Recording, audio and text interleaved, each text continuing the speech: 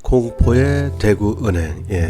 오늘 4탄인데 1탄, 2탄, 3탄도 우리 바쁜 카랑이님 제공으로 읽어드렸죠. 오늘도 역시 바쁜 카랑이님 제공으로 공포의 대구은행 시작합니다. 아버지가 돌아가시고 초등학교 4학년이 된 그 겨울, 혹독한 겨울을 지냈고 따뜻한 봄날에 엄마와 오빠 그리고 나는 시골을 벗어나 도시로 이사를 갔다. 도시라고 하기 뭐하지만 내가 살던 산골에 비하면 도시는 도시. 아무튼 그렇다. 그렇게 전학을 갔고 5, 6학년을 보낸 뒤 오빠는 고1이 되었고 나는 중1이 되던 어느 날 오빠가 들려준 이야기다. 같은 반 고향 친구인 똥철이가 여자를 소개시켜준다고 했단다. 오빠는 하필 똥철이에요? 예. 오빠는 신이 나서 학교를 마치고 약속 장소로 가고 있었다고. 대백마트 코너를 지나고 있는데 갑자기 같은 학교 교복을 입은 어떤 남학생이 어깨를 툭 밀쳤다고 한다. 오빠는 조금 기분이 나빴지만 여자를 소개받을 마음에 들떠 그냥 지나가려고 했다. 그런데 그때 야, 네가 그 시골에서 온 땡땡이가 낸데 내 맞는데 왜 가는데? 니 내 따라온나? 뭔지는 모르겠지만 소개녀가 있는 약속 장소에 빨리 가야겠다는 생각에 알았다고 하며 따라갔다고 한다. 대구은행 뒤에 주차장 같은 큰 공터가 있었고 거기엔 그 이상한 놈이 서 있었다. 그 뒤로는 남학생 20명 정도가 구경을 했는데 마음 급한 오빠가 물었다. 너 때문에 그 가는데? 빨리 가야 되는데 뭔데? 니 내랑 한판 붙자. 싫다. 내 가야 된다. 약속 있다. 딱 5분이면 된다. 요 온나? 알겠다. 그 녀석이 휙휙 주먹을 휘둘렀고 오빠는 요리조리 피하다가 발로 다리를 차서 넘어뜨렸고 마구마구 녀석을 때려주기 시작했다. 구경하던 놈들 중 몇 놈이 오빠를 밀치며 때리려고 덤볐다. 하지만 맞고 있던 이상한 놈이 멋있는 척을 하며 됐다! 내 혼자 해본다! 그러더니 초록 라이터를 손에 꽉 쥐었다. 다시 시작. 퍼벅 퍽퍽. 그놈은 이번에도 오빠를 한 대도 못 때리고 넘어졌다. 내가 졌다. 미안하다. 그만하자. 그래, 내 간다. 그리고는 급히 약속 장소로 뛰어갔는데 그 여자분은 없었다고. 그 일이 있은 지 며칠 뒤 나는 학교 친구와 21세기 오락실에 갔다. 어디에 있어요 21세기. 2층에 동전 노래방이 있었는데 나에겐 신세계였다. 오락을 하던 어떤 오빠가 말을 걸었다. 네가 미니가 너가 오빠야. 싸움 잘하대. 무슨 말인지 모르지만 친구와 놀다 그냥 집에 왔다.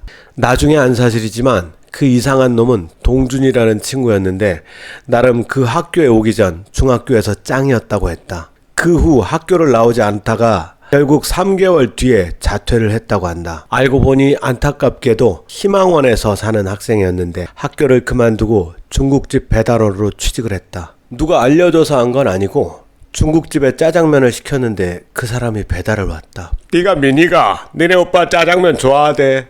이랬을 것 같죠? 그러던 어느 날 학교를 마치고 집에 가려는데 초등학교 때 친했던 친구에게서 문자가 왔다. 대구은행 지하주차장에서 효선이가 나를 기다린다고.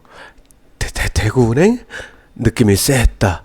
거긴 오빠가 싸우던 장소였다. 설마 내 초등학교 절친이 이 얘기를 전달한 건데 그럴 일이 있을까? 대구은행 지하로 내려갔다. 거기엔 은영, 효선, 정민 그리고 문자 보낸 그 친구. 뭔가 잘못된 것 같았다. 나는 잘못이 없는데 왜 그러지? 갑자기 은영이가 나에게 효선이와 싸우라고 했다. 피할 수 없는 분위기였고 난 싸움을 했다.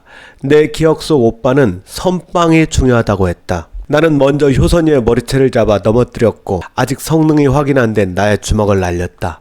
잘 싸우고 있는데 역시나 갑자기 은영이가 나의 옆구리를 발로 찼다. 너무 아팠고 슬펐고 또 서러웠다. 지하 주차장이라 온몸에 먼지가 묻었고 그렇게 맞고 있는데 어떤 아저씨가 아이들을 쫓아냈다. 혹시 아저씨면 원빈? 걔들은 도망을 갔고 나는 집에 가면서 펑펑 울었다. 나를 더 슬프게 한 건 전학 왔을 때 나와 가장 친한 친구가 그 이야기를 전달했다는 것. 삐끼 잘하는 이 삐끼추 같은 년. 나중에 알고 있었냐고 물어봤더니 몰랐다고. 아니 알았지만 싸울 줄은 몰랐다고. 나중에 시간이 지나서 은영이랑 친해졌는데 나에게 그때 때려서 미안하다고 했다. 근데 너는 왜 나랑 같이 놀아주냐고. 내가 싫지 않냐고. 나는 말했다. 다 잊었다고. 그럴 수 있다고. 다시 안 그러면 되지 않냐고. 은영아, 있긴 멀리죠. 지금도 기억하고 있단다. 은영아. 끝. 예, 오늘 사연을 읽다가 빵 터진 부분들이 좀 많았습니다. 21세기 오락실은 어디에 있는 걸까요? 예, 그리고 대구은행은 그 장소가 좀 무서울 것 같아요. 예. 그리고 은영이한테 그렇게 따순 말 건네놓고 잊지 않았다는 데서도 제가 많이 원고 다듬으면서 웃었습니다. 저도 전학을 자주 다녔는데요. 그 전학 가서 6개월에 한 번씩은 꼭 이렇게 싸운 것 같아요. 그 제가 아는 게 아니라 통계를 내고 있던 저희 어머니가 넌 어떻게 6개월에 한 번씩 싸우냐 그래갖고 시골에서 전화 오다 보니까 서울 애들 눈에는 이제 모닥불에 굽다가만 이 검정콩 그 깜장콩 같이 작고 귀엽고 톡톡톡 때리면 이게 껍질 까질 것 같으니 콩껍질 까지라고 떼치 때려주고 싶었나 봐요. 5학년 때 쌀집 아들 병우라는 친구가 있었는데 이름부터 이렇게 좀 병우 두텁잖아. 애가 두텁잖아요. 모가지랑 얼굴이랑 원라인으로 툭 떨어졌거든요. 그러니까 턱선이 따로 없고 목이랑 얼굴 라인이 똑같았던 그런 두툼한 친구였어요. 근데 집안이 쌀집이에요. 그러니까 이제 쌀도 많이 먹었겠지만 저희 보리밥 섞어서 먹을 때니까. 근데 쌀도 또 알게 모르게 좀 날랐을 거 아니에요. 그러면 힘도 아시겠죠? 셀 거 아닙니까?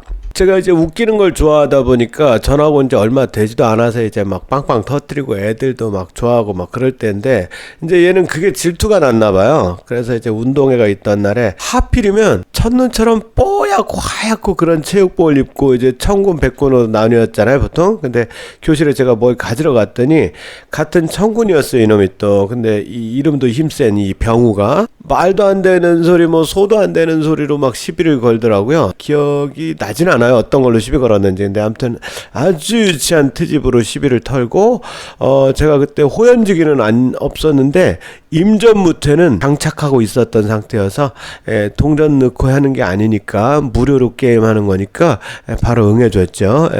그때는 이제 싸움을 잘한다 못한다 그런 생각 자체를 안 하고 아예 못했고 누가 시비를 걸면 eye to eye, tooth to tooth, nose to nose, 눈에는 눈, 이에는 이, 코에는 코라고 하는 상태라 마징가 로켓 주먹 나가듯이 스위치 누르는 동작은 생략하고 바로 착한 빵이죠. 선빵 날리던 시절이라서 병우 뺨따구에 보드라운 주먹을 꽂아 넣어줬죠. 쌀집 아들 병우의 눈에는 제가 자기 집 쌀포대기 같은 옷을 입고 있는데 또 왜소하기까지 한 애가 마징가 로켓 주먹을 장착한 애라는 생각은 전혀 못하고 있다가 당한 거예요.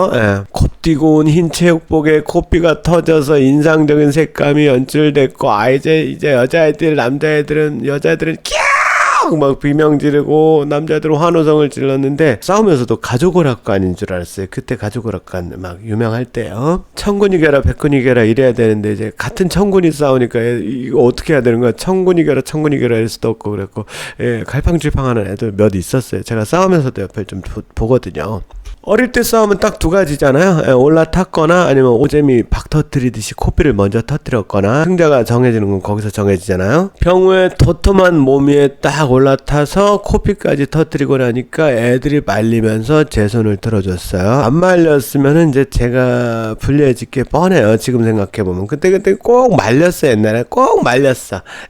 그래서 선빵이 유리하다 이런 얘기가 나오나 봐요. 미국의 콘돌리자 라이스 장관 집안하고 뭐 관계가 있는지 없는지는 모르지만은 아무튼 병우도 라이스 집안이잖아요. 쌀집 아들이었기 때문에 부모님이 이제 돈으로 선생님 옛날에 매수해갖고 막 그런 거 많았잖아요. 그래갖고 선생님한테 보복당하면 어떻게 하나 그래갖고 집에 와서 새우탕면 새우 자세로 걱정하면서 잠들었는데 이게 걱정하면 이렇게 쪼그리고 잔다? 찾아오진 않았어요. 나중에 병우랑 친해졌고요. 국민학교 때는 그런 정도가 싸움의 전부인데 중학교에서는 소위 말하는 서클 같은 게 있어서 저랑 친한 놈도 자기네 서클이 먼저더라고요. 되게 가깝게 지낸 건 아니었는데 나름 속으로는 서로를 좋게 느낀다는 feeling이 있었던 친구인데 그놈이 들어가 있던 서클에 한 놈이 우리 반에서 이제 여기저기 다니면서 시비를 걸길래 마징가 제또 로켓 주먹이 또 발사되어 있습니다. 근데 오늘 사연 주신 바쁜 카랑이님처럼 열심히 올라타서 몇몇 떼지 꽁냥꽁냥 하고 있었는데 서로 좋은 감정을 느끼고 있던 그 텐버드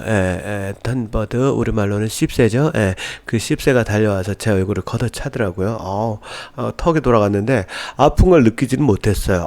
막 열받고 막 당황해갖고 딴 놈도 아니고 저놈이 서로 말은 안 했는데 좋은 감정 가지고 있다는 거 그놈도 알고 저도 아는데 그래도 이제 평소 대인배의 풍모를 지니고 있던 저는 이제 자기 서클 애가 봄날 뱃놀이 배처럼 누군가 엉덩이 밑에 깔려갖고 얼마나 단단한 얼굴인지 강도 체크 당하고 있는 거 보고만 있을 수 없었겠지 하면서 좀 이해했어요. 나쁜 마음으로 그런 거 아니다라는 걸 제가 이해했습니다. 그래도 이제 가끔 생각하면 그 시부엉새라는 생각이 아직 좀 남아 있습니다. 오늘 사연 보면서 앞으로 누군가가 대구은행으로 오라고 하면 조심해야겠다는 생각도 했습니다. 대구은행, 공포의 대구은행. 은영이랑은 지금도 연락하고 지내시는지 궁금하고요. 댓글로 좀 알려주시면 고맙겠습니다. 오늘 바쁜 카랑이님 덕분에 많이 웃었습니다. 앞으로도 재밌는 사연 제보 부탁드리고요. 뭐 장르는 뭐든 상관없습니다. 기뻤던 얘기, 슬펐던 얘기, 재밌었던 얘기, 뭐 감동받았던 얘기 등등 아낌없는 제보 부탁드리겠습니다. 바쁜 카랑이님은 알고 계시지만 사연 제보 주실 이메일 안내드립니다. 샤워텔@gmail.com 샤워텔@gmail.com 샤워텔@gmail.com으로 보내주시면 잘 다듬어서 재미있게 방송해드리겠습니다. 환절기 감기들 조심하시고요. 좋아요, 구독하기, 알림 설정 부탁드려요. 고맙습니다.